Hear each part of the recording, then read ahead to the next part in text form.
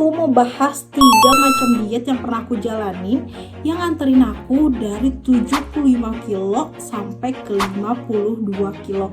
Total aku turun 23 kilo dan aku bakalan bahas apa aja diet yang bener-bener aku jalanin untuk mengantarkan aku ke turun 23 kilo itu.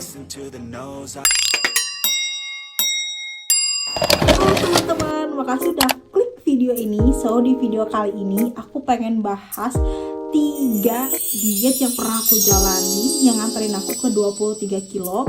Dan ini sebenarnya dietnya tuh udah pernah aku bahas di YouTube aku dari 2019, 2020, 2021 sampai sekarang 2024 masih aku terus-terusan bahas di playlist perjalanan diet aku. So buat kalian yang interest buat diet, glow up, skincare or lain-lain, kalian bisa subscribe channel aku. Oke, jadi di video kali ini aku pengen bahas 3 program diet yang aku jalanin yang berhasil nurunin aku dari berat badan 75 kilo sampai ke 52 kilo. So langsung aja kita ke dietnya. Oke teman-teman, diet yang pertama itu adalah diet K-pop idol. Aku jalanin diet ini dan aku ketemu diet ini pada tahun 2019 lalu. Jadi pada saat itu aku interest atau aku tertarik dengan diet K-pop idol dari IU. Itu aku pernah bikin eksperimennya di YouTube aku pada tahun 2019 dan aku berhasil nurunin dari 3 hari itu. Aku lupa turun 5 kilo apa 3 kilo. Kalian bisa cek di sini di deskripsi tentang eksperimen diet IU. Nah, jadi aku tuh cobain diet IU K-pop idol. Untuk diet K-pop idol ini dilakuinnya kebanyakan rata-rata itu jangka pendek. Jadi nggak boleh dilakuin jangka panjang. Tapi harus kalian tahu bahwa diet K-pop idol, diet yang dilakukan oleh para idol-idol K-pop itu rata-rata cepet banget turunnya. Kenapa? Karena pola makannya strict banget atau ketat banget atau defisit banget. Jadi ini diet K-pop idol tuh bener-bener ampuh banget, cepat buat nurunin berat badan. Tapi di samping keampuhan diet itu hanya bisa dilakukan jangka pendek. Jangka pendek itu misalkan cuma boleh 3 hari, cuma boleh 5 hari, cuma boleh 7 hari, paling lama 7 hari lah ya. Nah, jadi nggak boleh kayak jangka panjang sampai berbulan-bulan, sampai bertahun-tahun, itu nggak boleh untuk diet K-pop idol. Tapi kelebihannya kalau diet K-pop idol ini bener-bener cepet banget nurunin berat badan. Jadi waktu itu aku coba diet IU, pernah diet ITZY, pernah diet Somi, pernah diet apa lagi ya, ada yang cuma makan pisang sama susu doang. Pokoknya berbagai macam diet K-pop idol. Kalau kalian pengen spesifik aku bahas diet K-pop idol, kalian bisa komen di bawah. Oke?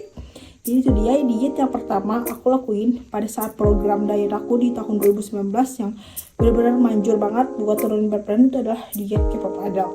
Dan diet K-pop idol ini berbagai macam jenis gitu. Kalian boleh pilih mau yang mana. Kalau aku dulu diet IU, diet Xiaomi, diet ITZY. Lanjut ke diet yang kedua. Oke, diet yang kedua adalah diet DEBM. Kalau misalkan mungkin kalian tahu lah ya akun DEBM, tapi sekarang itu bukan akun diet lagi, itu akun video-video nggak jelas. Tapi kalau dulu pada saat 2019, 2020, DEBM itu pure kontennya tentang diet. Kalau sekarang bener-bener gak gitu kan videonya. Nah, kalau diet DEBM ini aku jangka panjang, aku berbulan-bulan bahkan sampai setahunan gitu. Aku berpatokan dengan diet DEBM. Diet DEBM itu kayak gimana sih gitu. Jadi kalau diet DEBM itu kita makan tinggi protein hewani dan rendah karbohidrat ya. Kenapa harus tinggi protein hewani? Karena konsep di diet DEBM atau singkatannya dari diet enak menyenangkan dan bahagia, itu adalah kita makan enak. Makan enak di sini itu adalah berpatokan pada protein hewani. Protein hewani itu apa? Kayak daging ayam, ikan, daging sapi, terus pokoknya seafood, udang, telur, yang gitu, yang enak-enak gitu. Terus juga rendah karbohidrat. Karbohidratnya benar-benar kita dipilih dengan tingkat karbohidrat yang paling rendah serendah-rendahnya. Bahkan di DEBM kayak kentang-kentangan, umbi-umbian itu nggak boleh wortel bahkan juga dibatasin gitu. Kenapa kayak gitu? Karena konsep diet DBM itu adalah kita makan lemak, which is adalah protein hewani, untuk membakar lemak. Jadi kita di diet DBM ini kita mengubah cadangan energi kita nih yang asalnya gula, asalnya karbo, diubah menjadi lemak. Jadinya kita bisa makan lemak untuk membakar lemak. Konsepnya kayak gitu kurang lebih. Kalau misalkan salah boleh koreksi. Nah, ini aku dietnya jangka panjang. Aku lakuin sampai berbulan-bulan dari 2019 sampai ke 2020 sampai ke, pokoknya aku ulang-ulang terus diet DEBM ini. Walaupun mungkin judulnya bukan DEBM, tapi aku ambil konsep dari diet DEBM karena secocok itu dengan tubuh aku. Kembali lagi, kadang diet itu cocok-cocokan gimana tubuh kalian gitu. Kalau aku pribadi, tubuhnya entah aku karena golongan darah O atau apa, gak ngerti juga. Tapi kalau misalnya kalian pengen lebih jelasnya, kalian bisa ke dokter ahli gizi gitu ya, karena aku bukan ahlinya. Kembali lagi ya, maafin kalau misalkan aku salah. Aku hanya memberikan informasi sesuai dengan yang pernah aku baca, yang aku ketahui, dan ya. Jadi kalau misalkan diet itu kadang tergantung sama kondisi tubuh kita. Kalau misalkan aku diet DEBM oke aja, enjoy aja, nggak depresi, nggak stres, dan kesehatan aku tuh sama sekali nggak bermasalah ketika menjalani diet DEBM. Jadi diet DEBM ini cocok di aku untuk jangka panjang gitu. Tapi kembali lagi, ada orang atau tipe orang yang dia itu nggak cocok dengan diet DEBM. Kenapa? Mungkin entah karena penyakit dan lain-lain. Contohnya gini, kalau DEBM kita tuh dituntut untuk tinggi makan protein hewani, which is adalah daging ayam, telur, daging sapi, bebek ayam, pokoknya yang kayak protein hewani, tinggi protein. Nah, di samping itu ada juga manusia atau tipe orang yang dia itu gak bisa makan kayak gitu banyak-banyak. Misalkan dengan makan daging ayam yang kebanyakan atau daging sapi kebanyakan, dia jadi pusing kepalanya, jadi lemes, jadi apa. Nah, ada yang kayak gitu.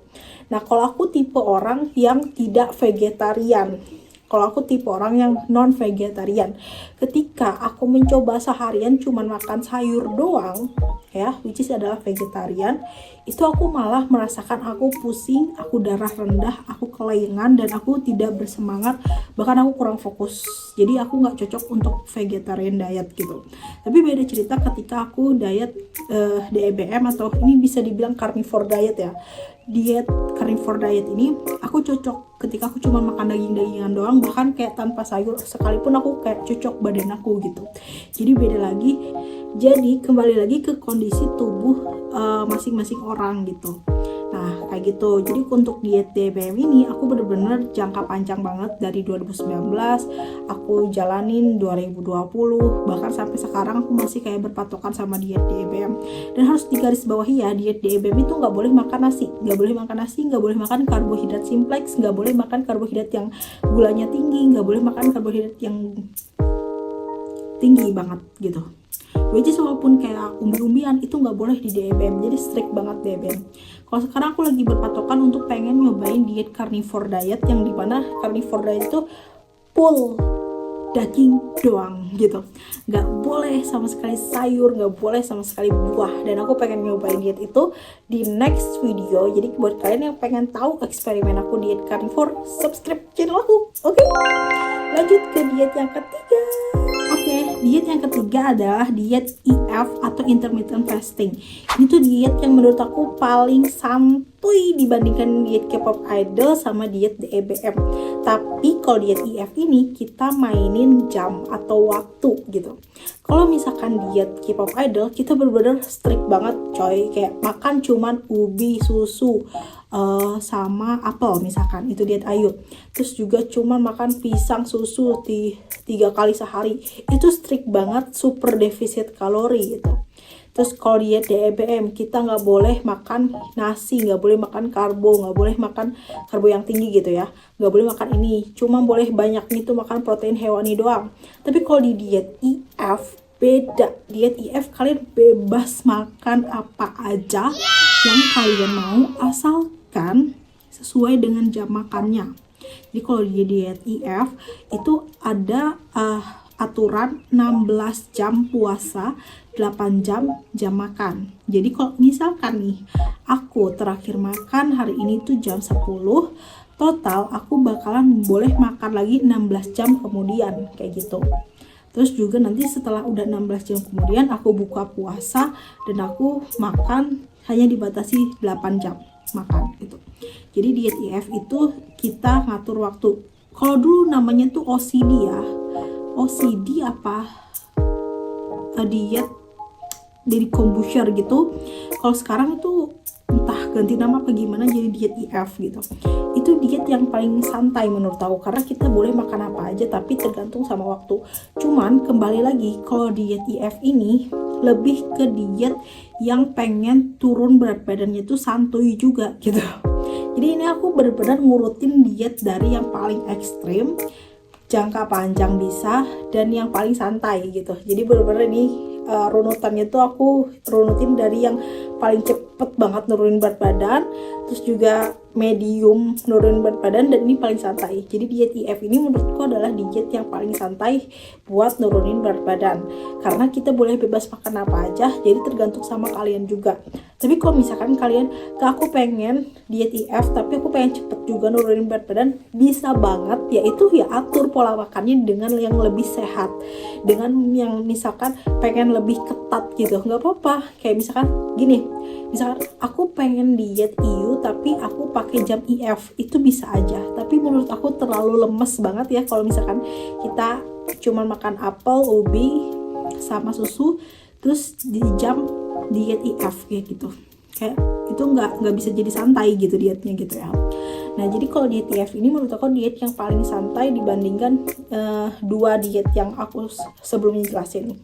Jadi kalau misalkan aku pernah jelasin juga alasan kenapa aku milih diet IF, terus juga kenapa diet IF ini tuh bisa ampuh gitu, nggak turunin berat badan, karena kita benar-benar dipatok jamnya, ada 16 jam puasa.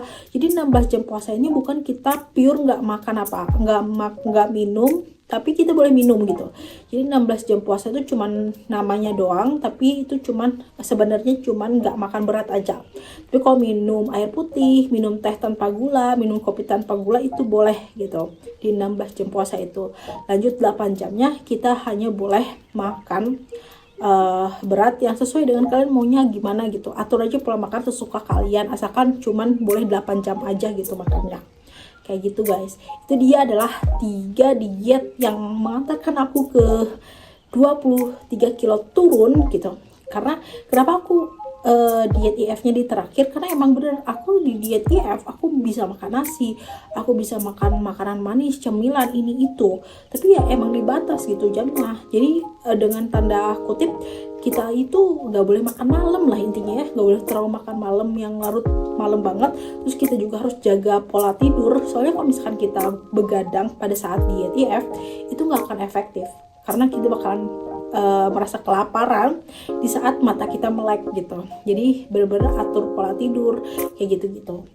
Oke guys, mungkin cukup sekian video dari aku. Itu adalah 3 diet yang mengantarkan aku untuk ke 23 kilo, dan aku berharap banget di tahun 2024 ini aku bisa turun ke 50 kilo guys. Ayo kita diet bareng-bareng.